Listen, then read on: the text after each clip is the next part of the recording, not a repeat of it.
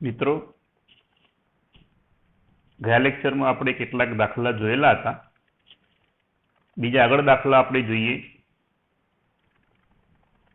સ્વાધ્યાયની અંદર 1.9 નીચેની માહિતીનો ઉપયોગ કરીને ક્લોરીનનું પરમાણવીય અર્થાત સરેરાશ દળ ગણો અથવા પરમાણવીય ભાર ગણો. તો ક્લોરીન અહીંયા બે સમસ્થાનિક આપેલા છે. એક સમસ્થાનિક કે જેનું પરમાણુ દળ 35 અને 37.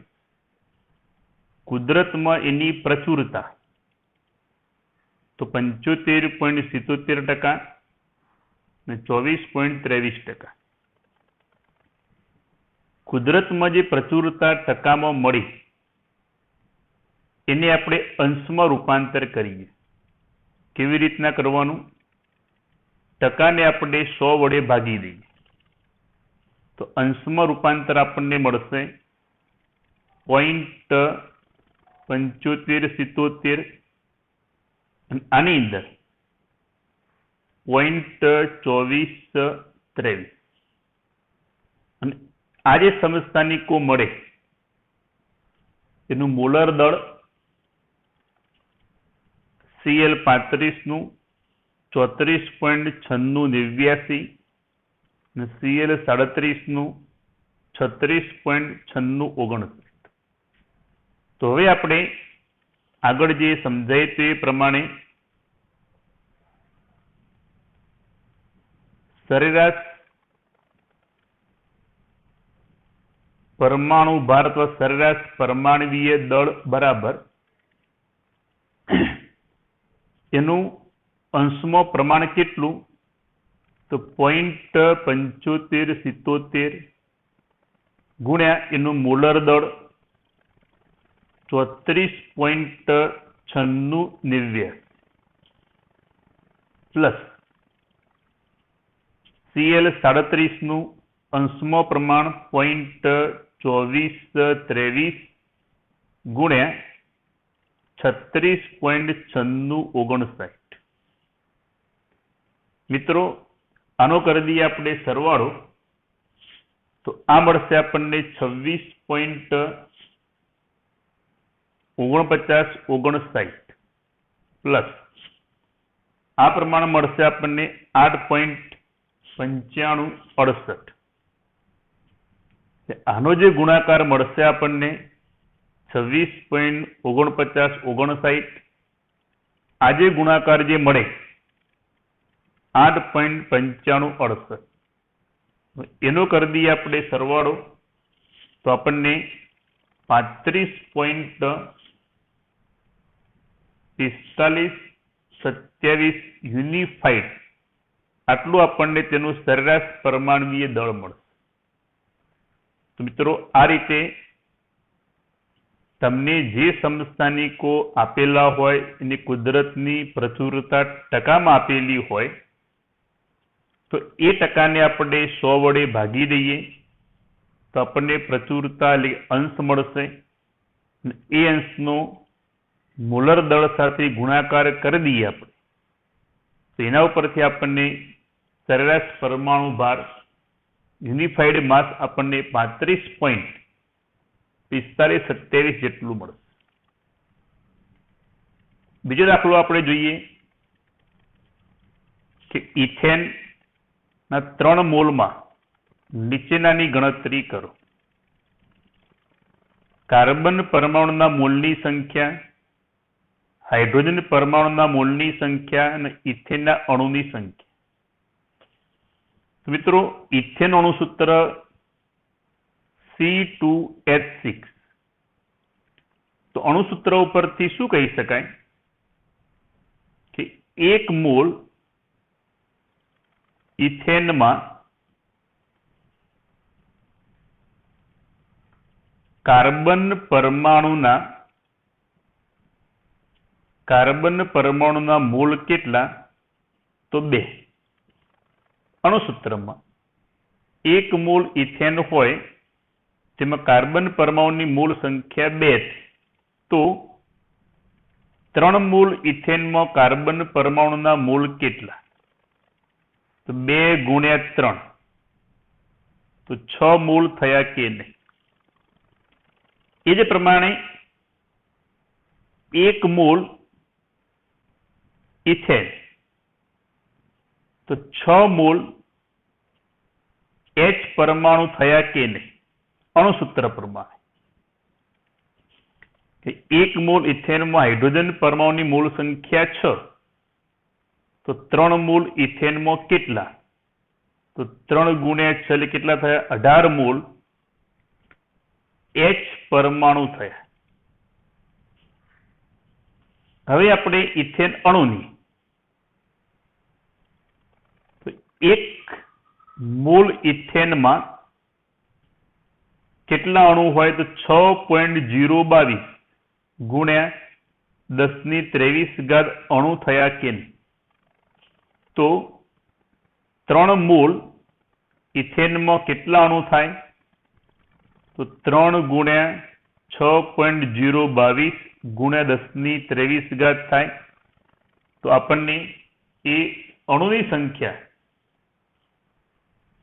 ગુણી દઈએ આપણે 6 તરી 18, તો 18.069 ગુણ્યા 1023 જેટલા અણુ થાય. તો આ રીતે બહુ સિમ્પલ દાખલો છે. આગળ જોઈએ આપણે.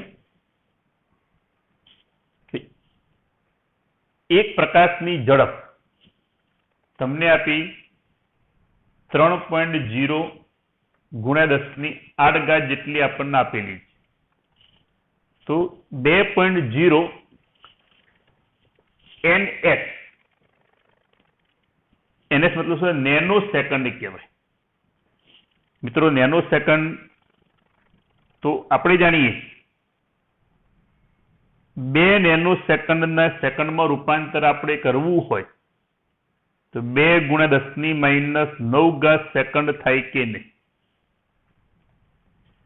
અહીંયા આપણને પ્રકાશ ઝડપ આપી 3.0 મીટર પ્રતિ સેકન્ડ. એક સેકન્ડમાં 3.08 ગુણ્યા 10⁸ મીટર એની ઝડપ થઈ. તો આપણે કેટલા સેકન્ડ? તો 2 ગુણ્યા 10⁻9 સેકન્ડમાં એની ઝડપ કેટલી?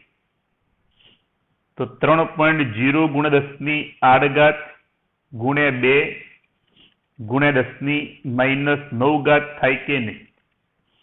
તો 6 ગુણ્યા 10⁻1, તો કેટલી થઈ? 0.6 મીટર થાય. તો આ રીતે 6 ગુણ્યા 10⁻9 એટલે 0.6 મીટર જેટલી એની ઝડપ થઈ. તો કેટલું અંતર કાપશે? તો 2 નેનો સેકન્ડમાં 0.6 મીટર જેટલું તે અંતર કાપે. ક્લિયર મિત્રો? ખાસ 1.23 આપણે જોઈએ કે પ્રક્રિયા A+B2 gives AB2. જેના જો સમજાવું ખરી પ્રક્રિયા A+B2 gives AB2. જો મિત્રો એને શું કહેવાય? તો આ કહેવાય પરમાણુ કહેવાય. B2 શું કહેવાય? અણુ કહેવાય. અને આ બે જોડાઈ AB2 બનાવે એને પણ અણુ કહેવાય. સિંગ્યુલારિટી હોય તેને હંમેશા પરમાણુ કહેવાય. બે સમાન બી પરમાણુ જોડાઈને આ રીતે અણુ બનાવશે એ પરમાણુ કહેવાય, અણુ કહેવાય. ધ્યાન આપજો. આપણે સીમિત પ્રક્રિયક ઓળખી બતાવવાનો છે. મિત્રો સીમિત પ્રક્રિયક કોને કહેવાય? તો જે પ્રક્રિયકનું સાપેક્ષ પ્રમાણ ઓછું હોય એને હંમેશા સીમિત પ્રક્રિયક કહેવાય. ધારો કે પ્રક્રિયાને અંતે એ બાકી રહે ને બી સંપૂર્ણ વપરાઈ જાય તો એની સાપેક્ષ બીનું પ્રમાણ ઓછું કહેવાય, તો બીને સીમિત પ્રક્રિયક કહેવાય. જો પ્રક્રિયામાં બી બાકી રહે એ સંપૂર્ણ વપરાઈ જાય તો બીની સાપેક્ષ એનું પ્રમાણ ઓછું કહેવાય, તો એને સીમિત પ્રક્રિયક કહેવાય. ક્લિયર મિત્રો? હવે તમને જવાબ ફટાફટ આવડશે. હું ખાલી તમને અર્થઘટન સમજાવી દઉં કે એનો એક પરમાણુ B2 ના એક અણુ સાથે પ્રક્રિયા કરી AB2 ના એક અણુ બનાવશે. આ પ્રક્રિયામાં એનો એક પરમાણુ વપરાય તો બીનો એક અણુ વપરાશે. તો પહેલો પ્રશ્ન તમે જુઓ મિત્રો. પહેલો પ્રશ્ન કયો? એના 300 પરમાણુ અને બીના 200 અણુ. તો વિચારો, બંને સમાન વપરાશે. જો બીના 200 અણુ વપરાય તો એના પણ 200 પરમાણુ વપરાશે. તો પ્રક્રિયાને અંતે એના 100 અણુ બાકી રહેશે. તો લખીએ એના 300 પરમાણુ B2 ના 200 અણુ. તો પ્રક્રિયામાં બીના 200 અણુ વપરાય ત્યારે એના 200 પરમાણુ વપરાય.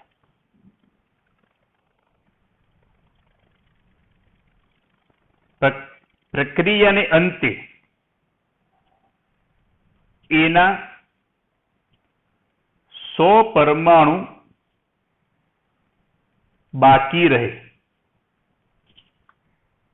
તો એની સાપેક્ષ બીનું પ્રમાણ કેવું કહેવાય? ઓછું કહેવાય મિત્રો. માટે બીને સીમિત પ્રક્રિયક કહે. ક્લિયર? જો બીજો પ્રશ્ન, લખાણ તમારે જાતે લખવાનું. એના 2 મૂળ બીના 3 મૂળ. તો પ્રક્રિયાને અંતે જો એના 2 મૂળ વપરાય તો સામે બીના 2 મૂળ વપરાશે. તો પ્રક્રિયાને અંતે લખીએ પ્રક્રિયામાં એના 2 મૂળ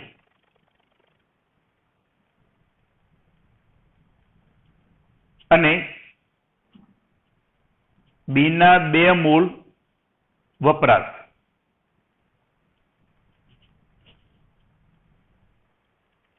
પ્રક્રિયાને અંતે બીના 1 મૂળ બાકી રહેશે. માટે સીમિત પ્રક્રિયક કયો થયો? એ. બી બાકી રહે, બીની સાપેક્ષ એનું પ્રમાણ ઓછું કહેવાય. પણ સીમિત પ્રક્રિયક કયો થયો કહેવાય? એ. ત્રીજો પ્રશ્ન જુઓ. ત્રીજો પ્રશ્ન કયો? એના 100 પરમાણુ અને બીના 100 અણુ. તો બંને સમાન સમાન છે. તો પ્રશ્ન નંબર 3 માં શું લખાય? કોઈ સીમિત પ્રક્રિયક નથી. પ્રશ્ન નંબર 4 કયો પ્રશ્ન ધ્યાન આપો મિત્રો? હવે એના 5 મૂળ બીના 2.5 મૂળ. તો બીના 2.5 મૂળ વપરાય તો સામે એના પણ 2.5 મૂળ વપરાશે. બાકી કેટલા રહેશે? 2.5 વપરાઈ ગયા તો 2.5 મૂળ એના બાકી રહેશે. તો લખાણ તમારે જાતે લખવાનું હવે કે બીના 2.5 મૂળ વપરાય ત્યારે એના પણ 2.5 મૂળ વપરાશે. પ્રક્રિયાને અંતે એના 2.5 મોલ બાકી રહેશે. માટે સીમિત પ્રક્રિયક કયો થયો? બી. પ્રશ્ન નંબર 5 જો 2.5 મોલ એ 5 મોલ બી, તો એના 2.5 મોલ વપરાય તો બીના પણ 2.5 મોલ વપરાશ. કેટલો બાકી રહેશે? 2.5 મોલ. તો બીની સાપેક્ષ એનું પ્રમાણ કેવું કહેવાય? ઓછું. પ્રશ્ન નંબર 5 માં સીમિત પ્રક્રિયક કયો થયો? તો સીમિત પ્રક્રિયક કયો થાય? એ થાય. તો આ રીતે મિત્રો જેનું પ્રમાણ બાકી રહે એની સાપેક્ષ બીજા પ્રક્રિયકનું પ્રમાણ ઓછું કહેવાય, અને જે પ્રક્રિયકનું પ્રમાણ ઓછું હોય એનું શું કહેવાય? સીમિત પ્રક્રિયક ગણી શકાય. ક્લિયર મિત્રો? આગળ જોઈએ આપણે. આ દાખલામાં ખાસ ધ્યાન આપજો. સૌથી આઈએમપી દાખલો છે, સમજવા લાયક દાખલો છે. નીચેના સમીકરણ દ્વારા એમોનિયા ઉત્પન્ન થાય છે. સમીકરણ આપણને આપ્યું N2 ગેસ H2 ગેસ વચ્ચે પ્રક્રિયા થઈ એમોનિયા ઉત્પન્ન થાય. જો 2.00 ગુણ્યા 10³ ગ્રામ N2 1.00 ગ્રામ H2 સાથે પ્રક્રિયા કરે તો ઉત્પન્ન થાય NH નું દળ શોધો. બંને પ્રક્રિયકમાંથી કોઈ પણ પ્રક્રિયા પામ્યા વગરનો રહેશે? જો હા હોય તો કયો પ્રક્રિયક અને તેનું દળ કેટલું હશે? તો આપણે અહીંયા જે રકમ આપણને આપી છે N2 ગેસ H2 ગેસ વચ્ચે પ્રક્રિયા થઈ, આ રીતે આપણને એમોનિયા મળે. અહીંયા શું કહી શકાય? નાઇટ્રોજનનો પરમાણુ ભાર થાય 14, તો N2 એટલે 28 ગ્રામ N2 6 ગ્રામ, હાઇડ્રોજનનો પરમાણુ ભાર 1 થાય, કુલ હાઇડ્રોજન કેટલા થયા? 6. તો 6 ગ્રામ H2 સાથે પ્રક્રિયા કરી આપણને 34 ગ્રામ એમોનિયા આપશે. કારણ કે નાઇટ્રોજનનો પરમાણુ ભાર થાય 14, હાઇડ્રોજનનો થાય 1, એટલે NH3 માં 14 અને હાઇડ્રોજનના 3, 14 ને 3 17 થયા, 17 દુ 34, તો 34 ગ્રામ એમોનિયા આપણને મળશે. ક્લિયર મિત્રો? તો હવે આપણે રકમ જોઈએ કે 2.0 ગુણ્યા 10³ ગ્રામ N2 વપરાય તો સામે H2 કેટલો વપરાશ? પહેલી ગણતરી ખાસ ધ્યાન આપજો. અહીંયા શું લખ્યું કે પ્રક્રિયામાં 28 ગ્રામ N2 સાથે 6 ગ્રામ H2 પ્રક્રિયા કરે. સમીકરણમાં અહીંયા મેં સમજાવ્યું એ જ નીચે વિધાન લખ્યું કે 28 ગ્રામ N2 સાથે 6 ગ્રામ H2 પ્રક્રિયા કરે. તો રકમમાં આપણને આપ્યું 2 ગુણ્યા 10³ ગ્રામ N2 સાથે કેટલા ગ્રામ H2 પ્રક્રિયા કરશે? તો ધ્યાન આપજો, 2 ગુણ્યા 10³ તો 2000 થઈ મિત્રો, ગુણ્યા 6 ભાગ્યા આપણે 28, તો આપણને મળશે 428.6 ગ્રામ H2 પ્રક્રિયા કરે. ખાસ ધ્યાન રાખજો મિત્રો. તો 428.6 6 ગ્રામ H2 પ્રક્રિયા કરે છે. અહીં H2 નું દળ 1.010 એટલે 1000 ગ્રામ આપેલ છે. તેમાંથી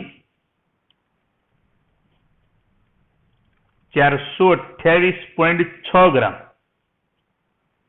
H2 પ્રક્રિયા કરે છે. તો બાકી રહેતા H2 નું પ્રમાણ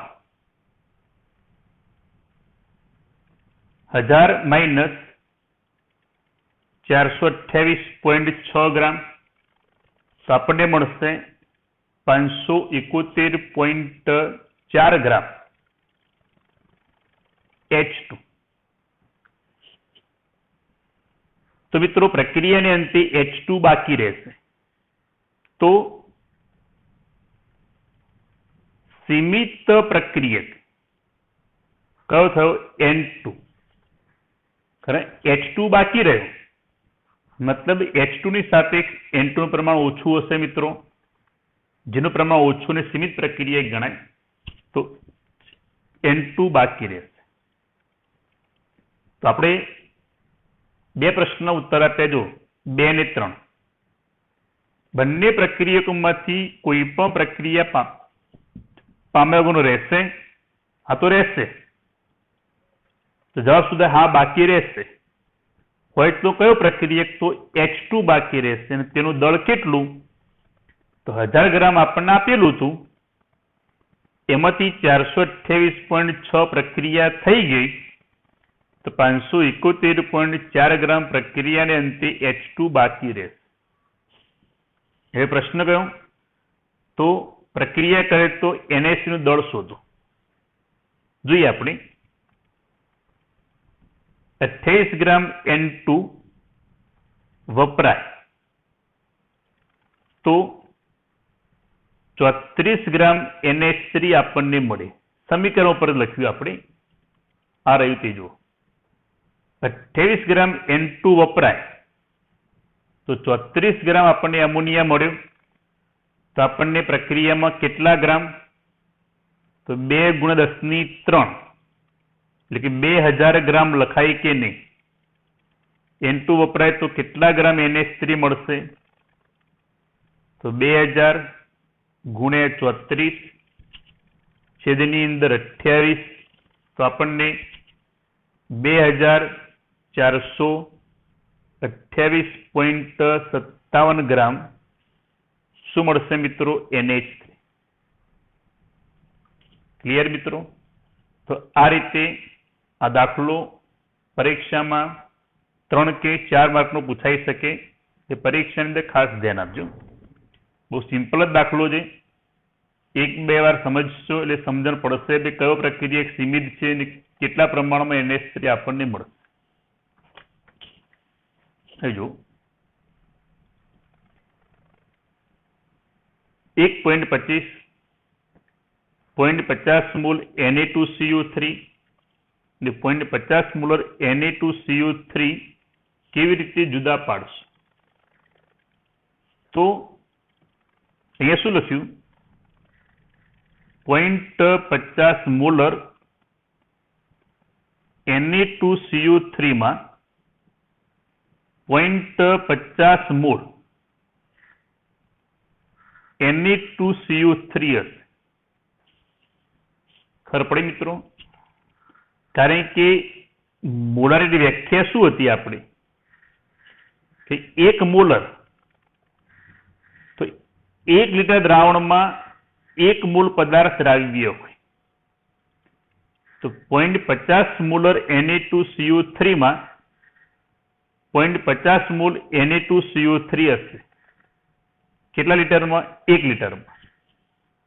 તો ખાલી તમારે અર્થઘટન શું કરવાનું છે કે 0.50 મોલ Na2CO3 0.50 મોલર Na2CO3 તો આ Na2CO3 ની શું દર્શાવે? સાંદ્રતા દર્શાવે છે.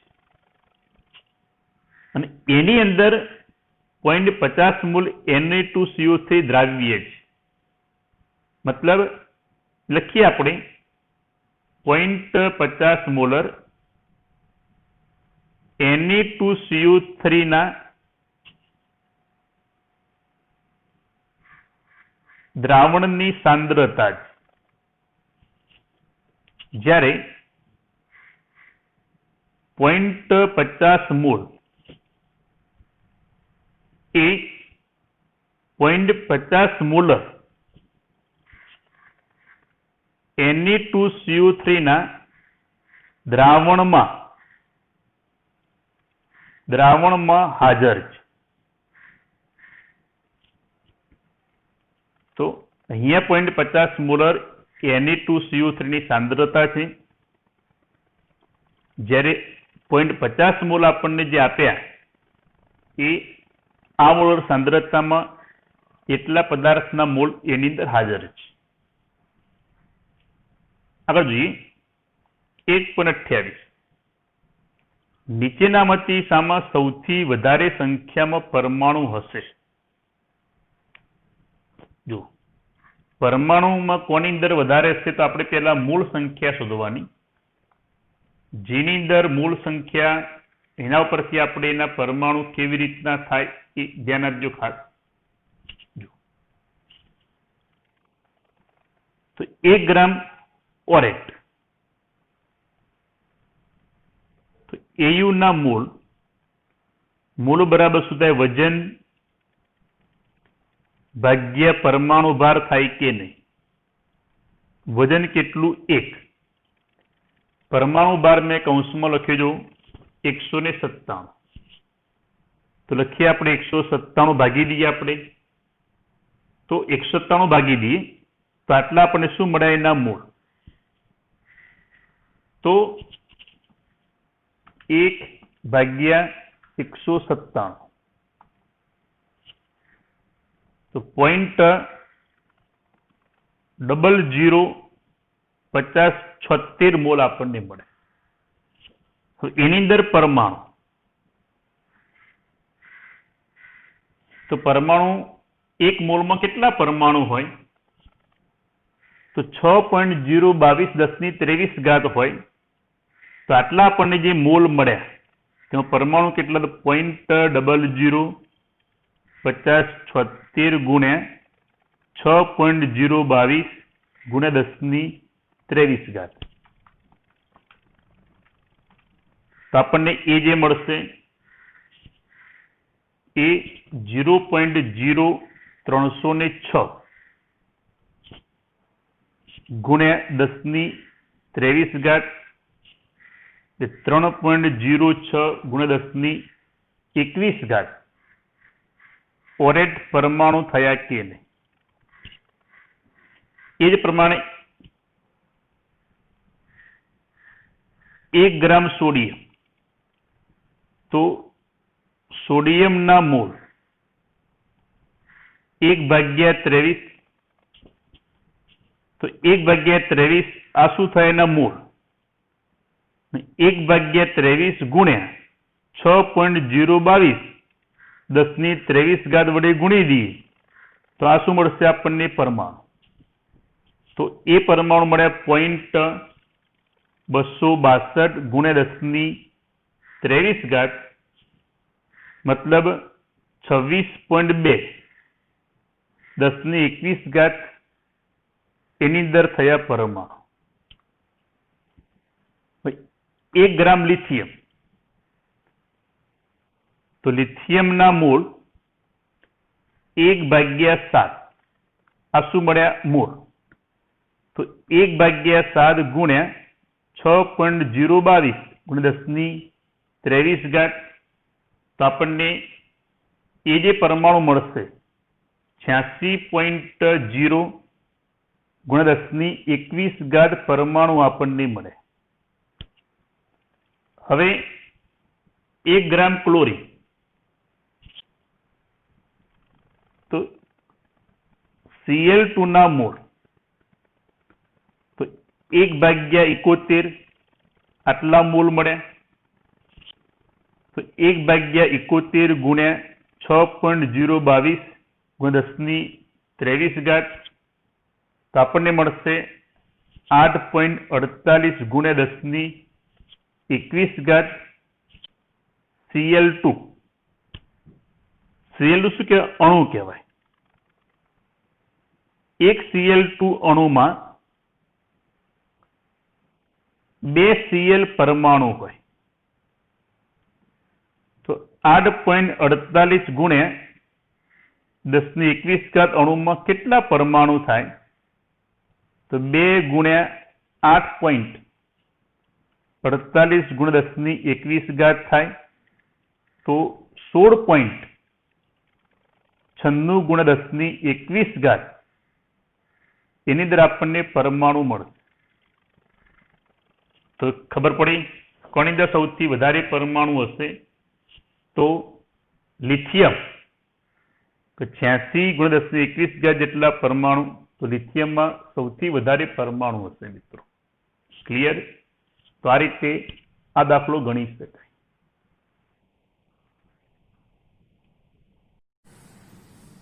મિત્રો આ દાખલામાં ખાસ ધ્યાન આપજો. એક પીવાના પાણીનો નમૂનો ખરાબ રીતે ક્લોરોફોર્મ અણુસૂત્ર થાય CHCl3 વડે સંદૂષિત એટલે પ્રદૂષિત થયેલ છે. ક્લોરોફોર્મ સ્વાભાવિક કેન્સરજન્ય છે. સંદૂષિતતાનું મતલબ પ્રદૂષણનું સ્તર અર્થાત પ્રમાણ 15 ppm દળથી હતું. આને દળ ટકામાં દર્શાવો. પાણીના નમૂનામાં ક્લોરોફોર્મની મોલાલિટી ગણો. ધ્યાન આપજો.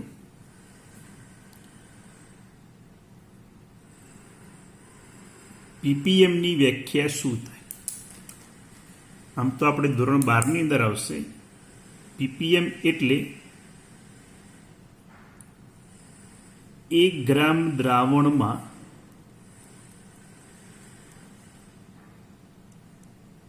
દ્રાવ્યના 10⁻⁶ ગ્રામ ઓગળેલ છે. પીપીએમનો એક પીપીએમ મતલબ શું થાય? 1 ગ્રામ દ્રાવણમાં દ્રાવ્યના 10⁻⁶ ગ્રામ ઓગળેલ છે. મતલબ 1 ગ્રામ દ્રાવણમાં દ્રાવ્યનું વજન 10⁻⁶ ગ્રામ જેટલું છે. તો આપણને કેટલા આપ્યા? 15 ppm. તો 15 ppm બરાબર શું થાય? તો 1 ગ્રામ દ્રાવણમાં દ્રાવ્યના 15 ગુણ્યા 10⁻⁶ ગ્રામ ઓગળેલ છે. 15 ppm બરાબર 1 ગ્રામ દ્રાવણમાં દ્રાવ્યના 15 ગુણ્યા 10⁻⁶ ગ્રામ પદાર્થ ઓગળેલ છે. ધારો કે 3 ppm હોય તો 1 ગ્રામ દ્રાવણમાં દ્રાવ્યના 3 ગુણ્યા 10⁻⁶ ગ્રામ પદાર્થ દ્રાવ્ય છે. દરેકમાં એક જ લખાણ. 1 ગ્રામ દ્રાવણમાં દ્રાવ્યના કેટલા? તો જેટલા પીપીએમ આપેલા હોય, 15 હોય, 10 હોય, 20 હોય, કોઈ પણ, એને ગુણ્યા 10⁻⁶ ગ્રામ. જેમ કે 15 ppm તો 15 10⁻⁶ ગ્રામ. 5 હોય તો 5 ગુણ્યા 10⁻⁶ ગ્રામ. 3 હોય તો 3 ગુણ્યા 10⁻⁶ ગ્રામ. તો 15 ppm બરાબર શું થયું? કે ભાઈ 1 ગ્રામ દ્રાવણમાં દ્રાવ્યના 15 ગુણ્યા 10⁻⁶ ગ્રામ ઓગળેલ છે. મિત્રો ટકા કેટલા એ શોધાય? 100 એ શોધાય. તો 1 ગ્રામમાં આટલા, તો 100 ગ્રામ દ્રાવણમાં દ્રાવ્યનું વજન કેટલું? તો ટકા મળી ગયા. તો જુઓ શું કહેવાય? Percentage of weight by weight, વજનથી ટકાવારી. તો 15 ગુણ્યા 10⁻⁶ ગુણ્યા 100 થાય. તો 15 ગુણ્યા 10⁻⁴ અર્થાત 1.5 10⁻³ percentage of weight by weight.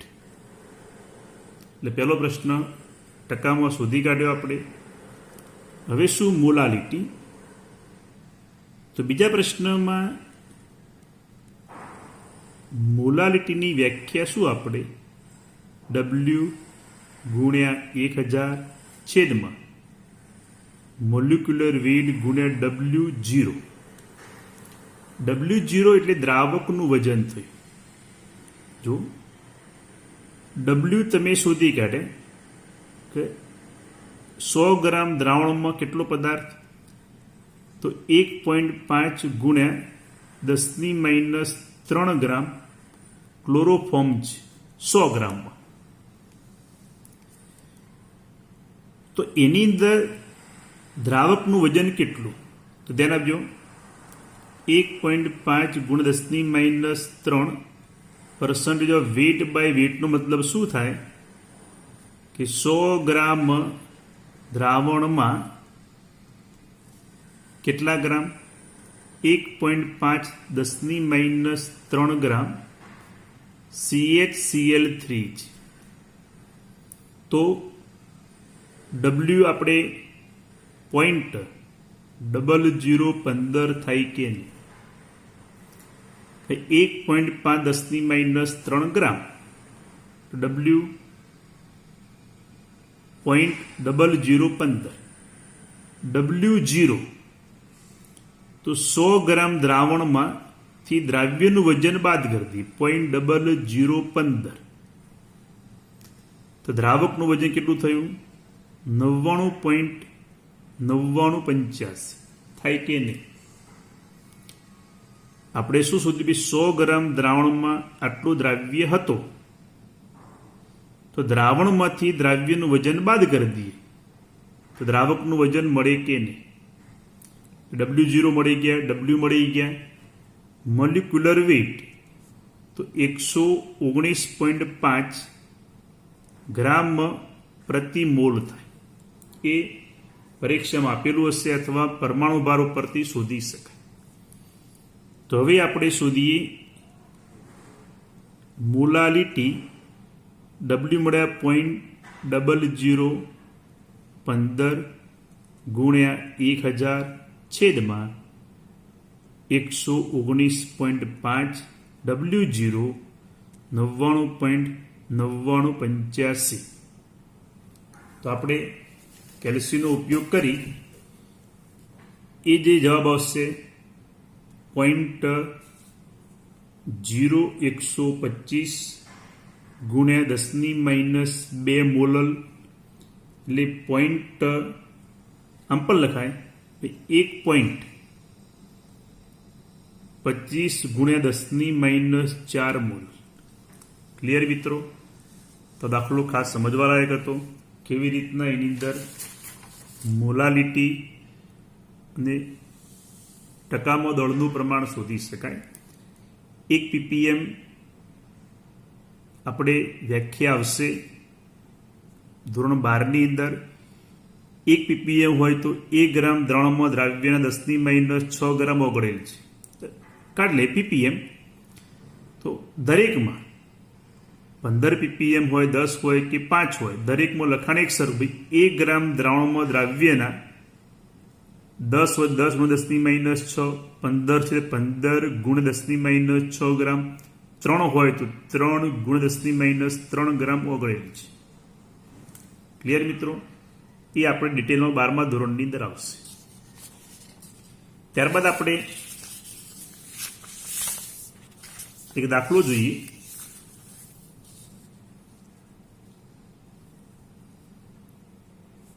દ્રાવણ જેમાં ઇથેનોલના મોલ અંશ 0.040 છે.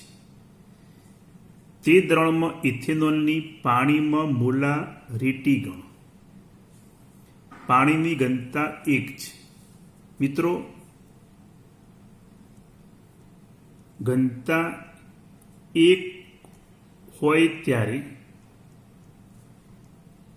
મોલારિટી અને મોલાલિટી હંમેશા સમાન થાય. ઘનતા 1 હોય ત્યારે, કારણ કે ઘનતા બરાબર શું થાય? દળ ભાગ્યા કદ થાય કે નહીં? ઘનતા 1 હોય, કદ દળ સમાન થાય. તો હવે આપણે તમને મોલાલિટી શોધવાનું એક સૂત્ર આગળ સમજાવ્યું હતું. ક્યારે? મોલ અંશ આપેલા હોય ત્યારે. તો મોલાલિટી બરાબર દ્રાવ્યના મૂલ અંશ ગુણ્યા 1000 છેદમાં દ્રાવકના મૂલ અંશ ગુણ્યા દ્રાવકનો અણુભાર. જ્યારે મૂલ અંશ આપેલા હોય ત્યારે એક શોર્ટની અંદર સૂત્ર મોલાલિટી બરાબર દ્રાવ્યના મૂલ અંશ ગુણ્યા 1000 છેદમાં દ્રાવકના મૂલ અંશ ગુણ્યા દ્રાવકનો અણુભાર. દ્રાવ્ય કોણ? તો ઇથેનોલ. દ્રાવક કોણ? તો પાણી. તો હવે આપણે દ્રાવ્યના મૂલ અંશ કેટલા આપ્યા? 0.040. તો દ્રાવકના મૂલ અંશ બરાબર 1 માઇનસ 0.040. કેમ 1 માઇનસ? તો દ્રાવ્ય દ્રાવકના મૂલ અંશનો સરવાળો 1 થાય મિત્રો. તો આપણે 1 માઇનસ 0.040 તો આપણને મળશે 0.96. તો મોલાલિટી બરાબર દ્રાવ્યના મૂળ અંશ 0.040 ગુણ્યા 1000 છેદમાં 0.96. દ્રાવક પાણીનો અણુભાર 18 થાય. તો 0.040 ગુણ્યા 1000 ભાગ્યા 0.96 ભાગ્યા 18 તો આપણને મળશે 2.3114 મોલાલિટી મળશે. તો ઘનતા 1 છે તો મોલાલિટી પણ કેટલી થાય? 2.3114 થાય કે નહીં? તો આ રીતે સીધો દાખલો ગણી શકાય. દ્રાવ્યના મોલ અંશ આપેલા હોય અને મોલાલિટી શોધવાની હોય ત્યારે. પણ આવું ક્યારે બને? ઘનતા 1 હોય તો જ. જો ઘનતા બદલાય તો મોલાલિટી ઉપરથી મોલાલિટી કેવી રીતના શોધી શકાય? મેં તમને આગળ સૂત્ર લખાયેલું છે કે મોલાલિટી ઉપરથી ડાયરેક્ટ મોલાલિટી કેવી રીતના શોધી શકાય. ઓકે મિત્રો, ત્યારબાદ જોઈએ આપણે કે પ્રશ્ન છે નીચેના દરેકમાં પરમાણુની સંખ્યા આપણે શોધવાની છે.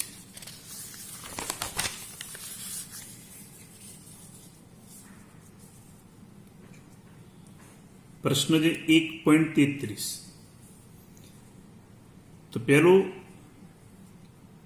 કે આર્ગોનના 52 મોલ આપેલા છે. તેમાં પરમાણુ કેટલા?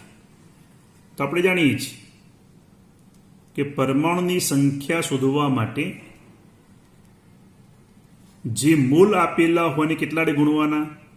તો 6.022 ગુણ્યા 1023 થાય. તો આપણને 52 ગુણ્યા 6.022 તો 313.144 ગુણ્યા 1023 જેટલા પરમાણુ થાય. એટલે કે 3.13 ગુણ્યા 1025 પરમાણુ થાય. એની અંદર બીજો છે હિલિયમના 52 યુનિફાઈડ માસ. યુ એટલે એક પરમાણુ યુનિફાઈડ માસ દર્શાવે છે. તો હિલિયમના યુનિફાઈડ માસ કેટલા? તો 4. એટલે કે 4 યુનિફાઈડ માસ હોય એટલે એક હિલિયમ પરમાણુ થાય. હિલિયમના યુનિફાઈડ માસ એટલે હિલિયમના એક પરમાણુ દળ 4 યુનિફાઈડ માસ જેટલું છે. તો 4 યુનિફાઈડ માસ જેટલું દળ હોય એક હિલિયમ પરમાણુ, તો 52 યુનિફાઈડ માસ હોય તો કેટલા પરમાણુ થાય? 52/4 એટલે કેટલા થાય? 13 પરમાણુ આપણને મળે. ત્રીજો પ્રશ્ન છે કે હિલિયમના 52 ગ્રામ. તો હિલિયમના વજન ગ્રામમાં કેટલું? તો 4 ગ્રામ જેટલું વજન થાય. અહીંયા હિલિયમના એક પરમાણુ વજન યુનિફાઈડ માસમાં 4 થાય, ગ્રામમાં થાય 4. તો હિલિયમના મોલ બરાબર શું થાય? વજન ભાગ્યા એનો પરમાણુ ભાર. વજન કેટલું? 52, પરમાણુ ભાર 4, તો કેટલો મળશે આપણને? 13 મોલ મળ્યા કે નહીં? તો એની અંદર આપણે પરમાણુની સંખ્યા તો 13 ગુણ્યા 6.022 ગુણ્યા 10⁻23 થાય. તો આપણે 13 ગુણ્યા 6.022 તો 78.286 ગુણ્યા 10⁻23 જેટલા હિલિયમ પરમાણુ થાય. ગણ સાહેબ અહીંયા આપણે કેમ ના ગુણે? કે યુનિફાઈડ માસ એટલે એક પરમાણુનું વજન થયું, એક પરમાણુ, અને અહીંયા 4 ગ્રામ એટલે હિલિયમના 1 મોલ પરમાણુનું વજન થયું કહેવાય. ધ્યાન આપજો મિત્રો, અહીંયા યુનિફાઈડ માસ એટલે હિલિયમના 1 પરમાણુનું વજન થયું, અહીંયા 4 ગ્રામ એટલે હિલિયમના 1 મોલ પરમાણુનું વજન થયું. એ મિત્રો સમજવા માટે ખાસ ધ્યાન આપજો.